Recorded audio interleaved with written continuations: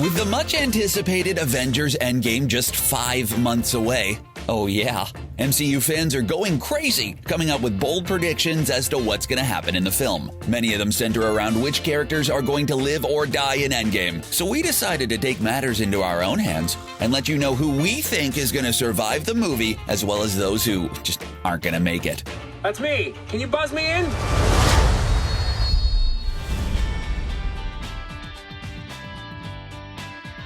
And what better way to start than with everyone's least favorite person in the MCU right now, Thanos. While it's more than likely that Thanos will be defeated in some way, shape, or form in Avengers Endgame, it doesn't necessarily mean he's going to be outright killed by the end of it. We think it'd actually be a great idea for Marvel Studios to keep the Mad Titan alive going forward, even if he's just a retired villain turned farmer. One of the aspects that helped raise the stakes of Phase 2 and 3 of the MCU was the presence of Thanos in the background. As a distant but incredibly powerful threat. We all knew he would make his appearance sooner or later, and if you read the comics, you already knew he was gonna dust half of all life in the universe out of existence in the MCU. With Adam Warlock, who has so much comic book history with Thanos, supposed to make his debut in Guardians of the Galaxy Volume 3, it makes sense for the big purple guy to stick around as an ever-present threat that could return at any time. He could come back in a snap, you know? Oh, sorry. Too soon? I assume you have a preference. Captain America has been a staple of the MCU and the Avengers ever since Captain America: The First Avenger hit theaters back in 2011. He's one of the big 3 original Avengers and has a long history of sacrificing himself for the greater good, which is why it would appear as though Captain America is the most likely Avenger to bite the dust, no pun intended, in Avengers Endgame. But when you stop to think about some other factors, it just doesn't make sense. Oh, bite the dust, I just got that. At the end of the day, Captain America is one of the most iconic members of the Avengers, and as we transition into Phase 4 of the MCU, he'll be needed to keep the team interesting, even if he only makes a few choice appearances here and there. Plus, his death is just too predictable, with every MCU fan known to man believing it's the end for Cap. We think he'll make it through Endgame, and maybe even get sent back in time to the 40s to live an alternate life with Peggy Carter. Now that would be a very sweet sending off for Steve Rogers, and would even leave the door open for a possible return sometime down the line. The world was at war. I wake up, they say we won. Although Black Widow has been in the Marvel Cinematic Universe since 2010, Marvel Studios waited until just recently to finally bring her to her full potential. As comic book fans, we've known what Natasha Romanoff is capable of for some time, yet we never saw her true badass self in the MCU until now. Marvel has recently announced that they intend to give the superhero her own solo movie, which is expected to release in May 2020. It's not going to be released anytime soon, but they'll supposedly begin shooting the next movie next month, so that's very exciting. While it's totally possible that the Black Widow movie may simply be an origin story or take place before the events of Avengers Endgame, we really don't see the point. Giving Black Widow a movie focused on her backstory would feel utterly useless if she were to die in Avengers Endgame. We saw how badly that went with Solo, a Star Wars story, and we don't expect Marvel to repeat someone else's mistake. It would do absolutely nothing to push the MCU narrative forward to make a movie about a dead character, and for that reason alone, we think Black Widow's here to stay. Hulk is yet another character who's been a part of the MCU since day one. He's still one of the most exciting superheroes in the franchise, stealing the spotlight in the first 2 Avengers movies and Thor Ragnarok, where he was the Grandmaster's fighting champion on the planet Sakaar. However, while Hulk has been a part of the MCU for 11 years, he still has a lot of untapped potential. Thor Ragnarok started a long arc about Hulk, with Hulk and Bruce Banner struggling over who gets to take control at different times. This conflict has been what makes the Hulk so interesting to us as viewers, and in the comics, this conflict has led to some exciting content. The early promotional material for Avengers Endgame shows the Hulk actually wearing clothes other than a ripped pair of pants for once, which means we might get a character that us comic book fans absolutely adore, Professor Hulk. He's got the intelligence of Bruce Banner and the brute strength of the Hulk all in one complete package. If we're finally going to be getting Professor Hulk in Endgame, we doubt he's only going to last one movie. What just happened? Our friendly neighborhood SpiderMan got dusted at the end of Infinity War, which made us shed plenty of tears. He's so many people's favorite superhero, so it was absolutely devastating to hear Peter Parker say, "Mr. Stark, I don't feel so good." It's been half a year and we're still not over it.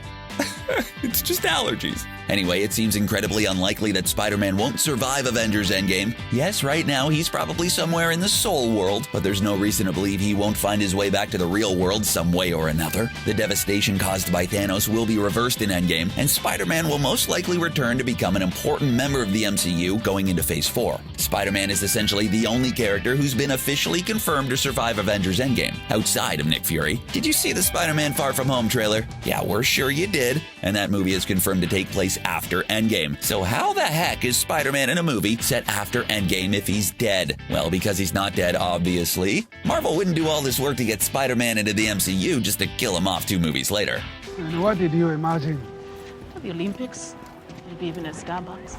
Black Panther was an absolutely incredible film. It was the highest-grossing movie in the United States, earning more than even Avengers Infinity War at the domestic box office, which is hard to believe, but it's a cold hard fact. Similar to Spider-Man, Black Panther lost his life to Thanos' finger snap of doom, but we're almost certain he's going to return in Avengers Endgame, and will more than likely be a huge part of the MCU moving forward. The Black Panther's story arc has just gotten started with a bang, so it would make literally no sense to immediately kill off a character that fans are not only raving about, but can bring in the big bucks for Marvel Studios. Not that they need it, but some extra cash could definitely come in handy on future movies. T'Challa has only recently become the king of Wakanda, and if you've read any of his comics, you know he has plenty of enemies that are going to sooner or later make their way into the MCU. The Black Panther will have many battles ahead of him, and he's not going to be able to fight them all inside the Soul World. Why didn't you just reprogram the synapses to work collectively?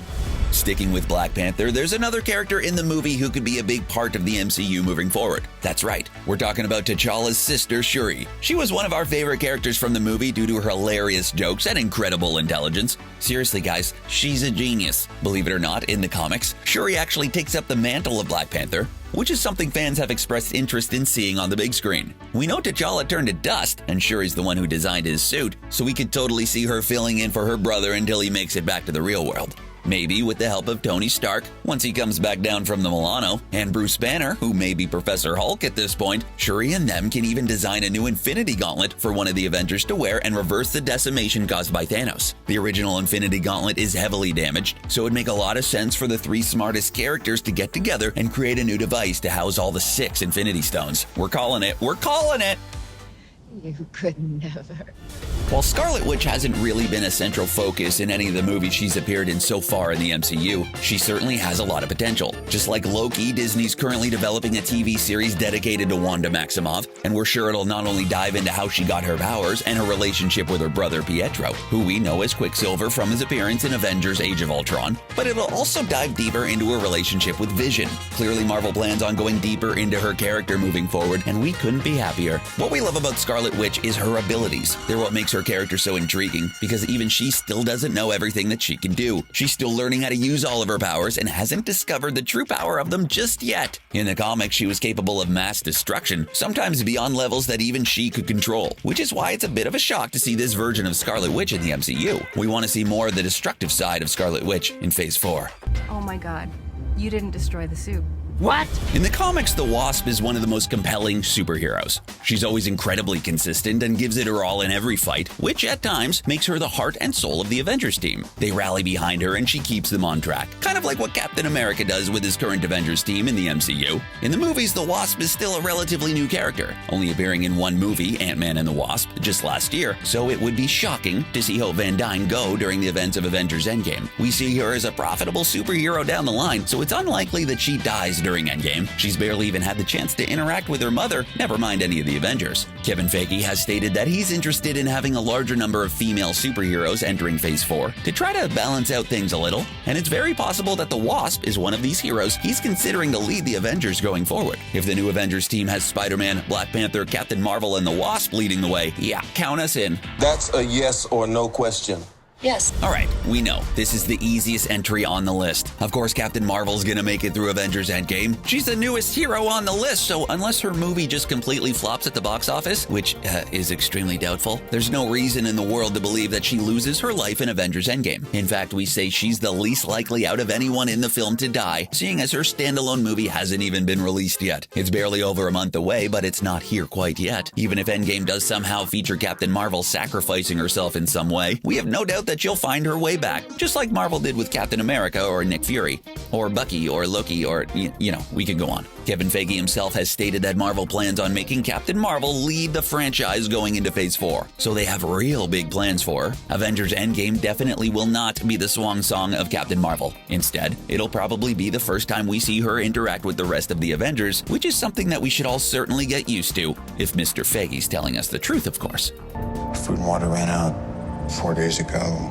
While Tony Stark has been the face of the Marvel Cinematic Universe since the very beginning and is still incredibly important as we come to the end of Phase 3, it's becoming more and more likely that Avengers Endgame will be his final appearance in the franchise outside of any possible cameos in the future. While we feel like Tony's gonna find his way off the Milano in space, despite being dangerously low on food and oxygen, it doesn't mean he'll make it through the entire movie. Even from a financial perspective, it's unlikely that Marvel will keep Robert Downey Jr. around, as he's by far their most expensive actor, costing Marvel an estimated $40 million per movie. Send some of that our way there, Robert, huh? Anyway, probably not gonna happen, but Tony Stark's main arc in the MCU has been building up to this inevitable confrontation in Avengers Infinity War. If Thanos is defeated, Tony Stark will have done everything he set out to do. For the MCU and the Avengers to truly evolve, Iron Man may need to die. But just like in the comics, if you're dead in the MCU, it doesn't mean you're dead for good. Just look at Loki. Yes, this is Tony Stank.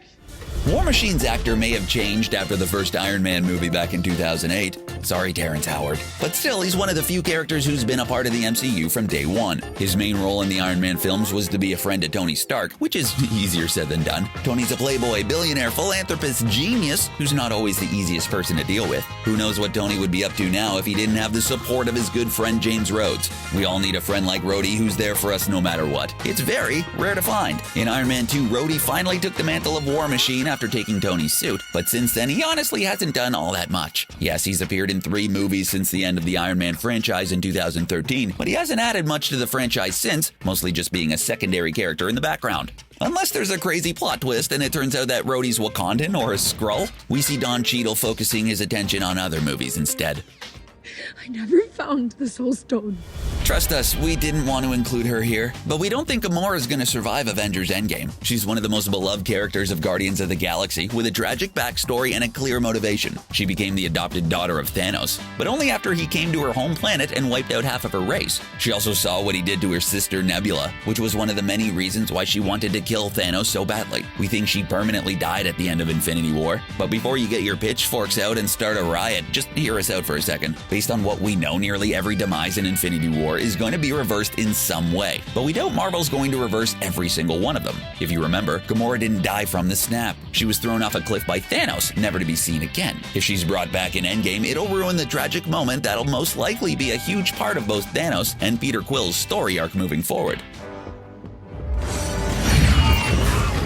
We love Drax, but we think the writing's on the wall for his character at this point in time. Although he's surprisingly become one of the most entertaining members of the Guardians of the Galaxy, we think his time in the MCU is coming to a quick end. Much like Gomorrah, his primary motivation is linked directly to Thanos, seeing as it was his fault that Drax lost his wife and daughter. Yeah, if someone does that to your family, we're sure you'd be filled with an uncontrollable rage as well. With Thanos farming, or whatever it is he's going to be up to in Avengers Endgame, Drax's importance as a character may disappear. We don't want it to happen, but it just might. From a production standpoint, Drax's actor Dave Bautista has stated that he doesn't want to return to the Guardians of the Galaxy franchise unless former director James Gunn is rehired. But we doubt that's going to happen despite all the support James has gotten from the cast. If Bautista is really serious about his refusal to return, Avengers Endgame may end up being the last appearance of Drax, whether he loses his life for good or just disappears.